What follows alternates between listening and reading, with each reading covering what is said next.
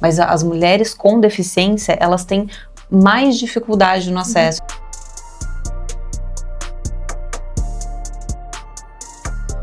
Olá, estamos mais uma vez aqui com o podcast Fala Mulher e hoje temos convidadas ilustres. Hoje estamos com a Fabiana Fonseca, seja bem-vinda, e a Fabiana Abraão. Conta pra gente quem são vocês. Bom, eu sou a Fabiana Abraão. Sou mestra em educação, sou educadora menstrual, né?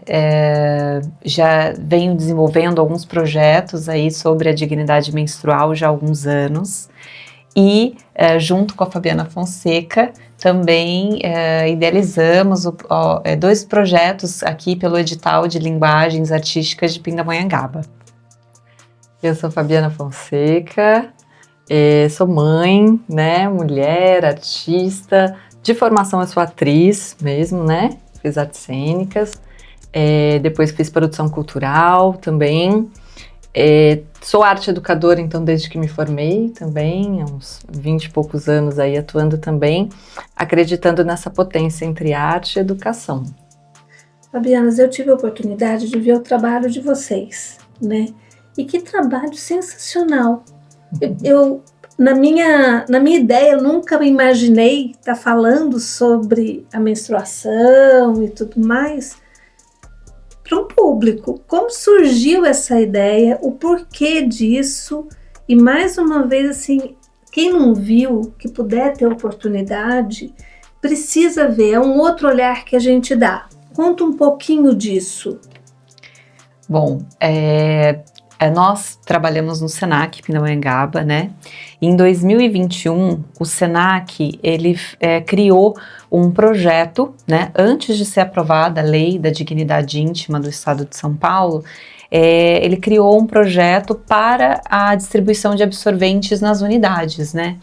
E baseado numa reportagem que tinha saído no Fantástico naquela época sobre a dignidade menstrual, falando dos desafios das mulheres em situação de rua, no sistema carcerário, né? Como a falta do letramento sobre esse tema impactava a vida dessas mulheres. Então, eu e a Fabiana, a gente começou a atuar dentro do Senac com o intuito de promover esse letramento, né, sobre a dignidade menstrual para os colaboradores e para os estudantes. E esse projeto foi ganhando forma, e aí a gente foi se sensibilizando cada vez mais com o tema. Então, junto com a Fabiana, ela idealizou o primeiro projeto, que foi o Lunar, que ela vai contar um pouquinho para vocês, e eu acabei depois fazendo uma formação em educação menstrual pela Herself do Brasil.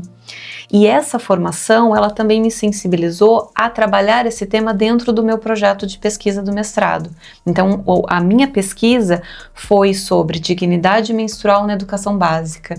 E aí eu entrevistei a estudantes das escolas públicas e de uma escola particular aqui de Pinda, entendi o papel da mulher na sociedade e a minha pesquisa foi sobre isso. Nossa, que legal. E aí, gente, justamente, né, a gente conversando sobre, a gente falou, nossa, Fá, acho que tem que sair aqui da escola, porque a gente pensa, puxa, aqui na escola tá muito legal, todo ano a gente faz, tem uma mobilização muito grande ali com estudantes, funcionários, é muito bacana. E aí a gente falou, nossa, mas e a cidade, né? A gente precisa conversar com a nossa comunidade, com a cidade, expandir essa conversa aqui. E aí a gente falou, Fá, vamos usar da arte, vamos criar obras. E aí para criar essas obras, a gente escreveu o primeiro projeto, que era o Lunar Arte Menstruação.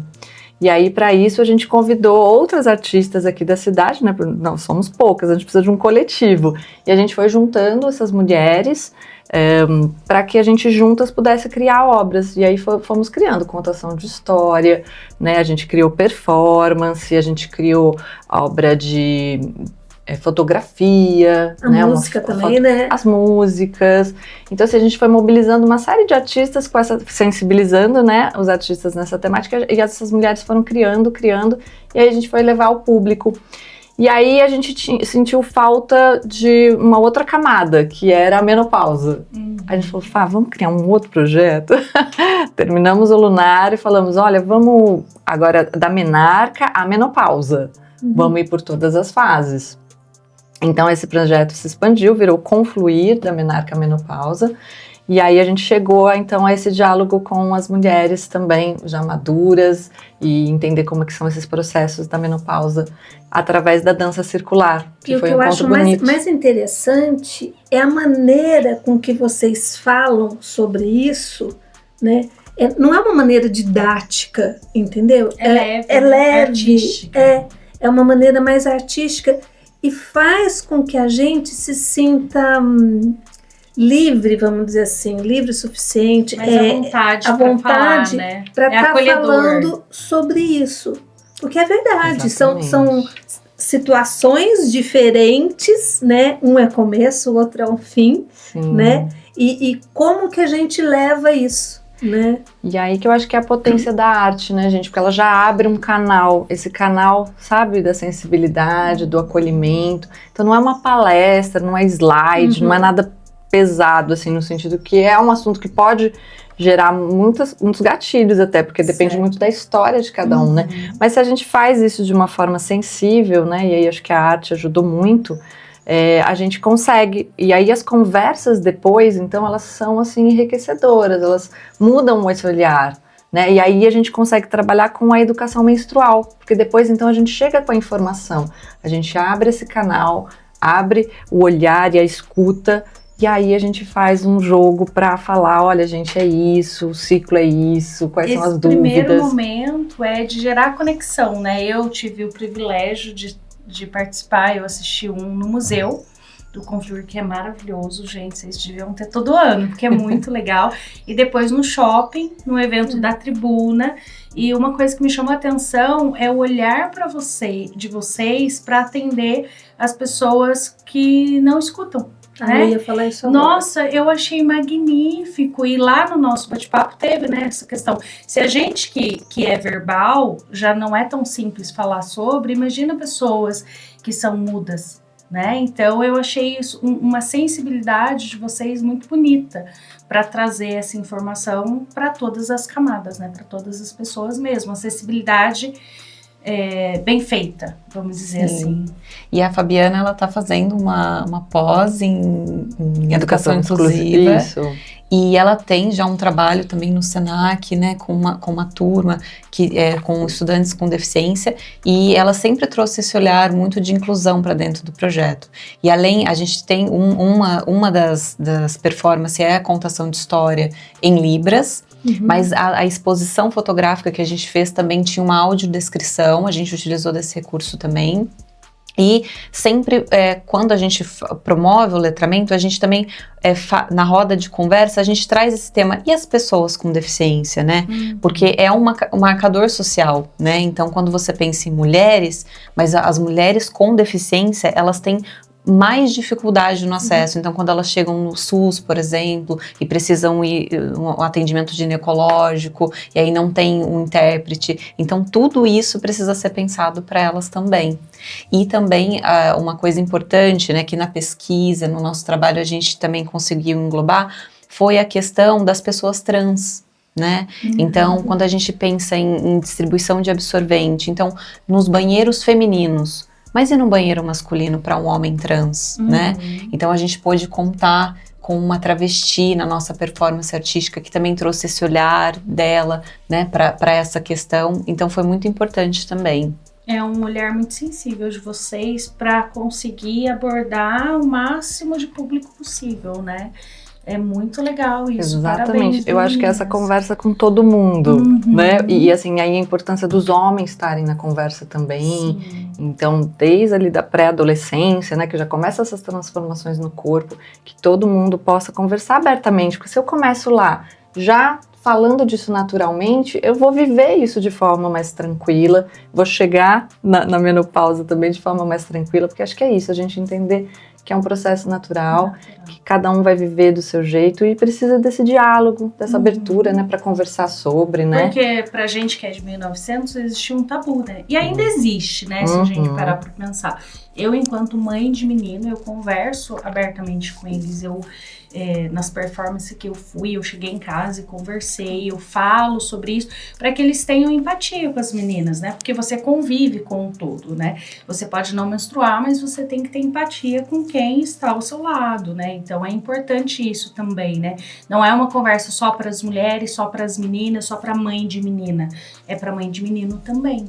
Mas eu acho que além desse projeto que é maravilhoso, né, que eu assisti também, foi sensacional, eu acho que é o que vocês pegam além dessas pessoas verbais, né, essas outras pessoas, essas outras camadas que muita gente não faz projeto para elas, né, então a gente tem esses projetos que são abertos, mas normalmente essas pessoas são esquecidas, né, de uma maneira geral. E o quanto é importante, né, porque a gente fala muito em inclusão, mas aonde que está a nossa inclusão?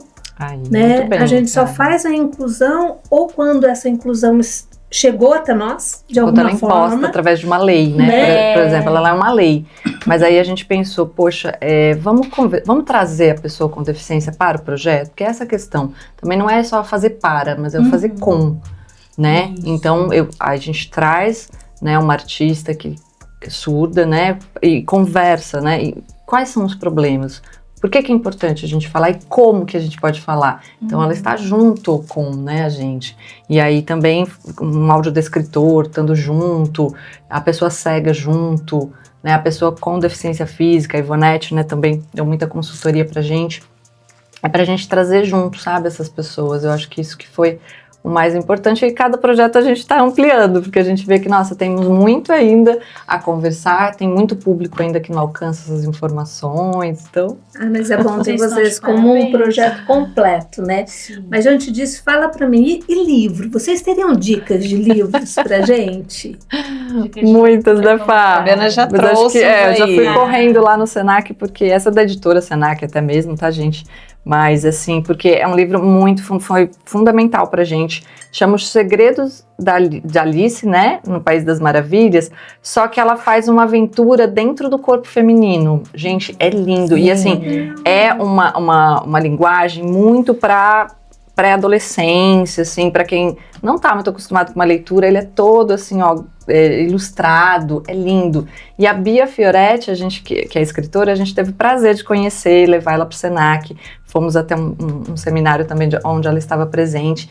Então é uma leitura deliciosa para todas as idades, a gente recomenda muito. E é o início, fala da menarca, né? Mas ele fala de todo o processo dos hormônios, assim, mas de uma forma que a gente entende, sabe? Aquela linguagem clara, gostosa. E para adquirir livro do Senac, como que funciona a dinâmica? Aí...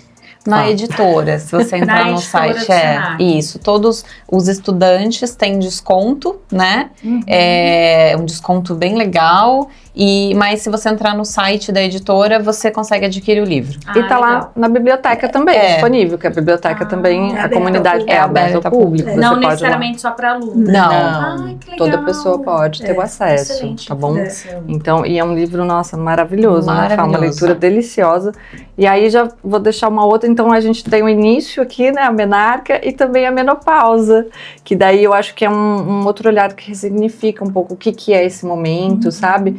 Então foi bem gostoso. Esse aqui, ela traz muito a questão da aromaterapia também, ela traz esses outras formas da gente lidar com os sintomas, né? Que às vezes a gente vai muito para medicalização, mas a gente pode ali ter uma outra abordagem mesmo, né, gente? Então também é um livro delicioso, com vários exercícios, várias coisas gostosas.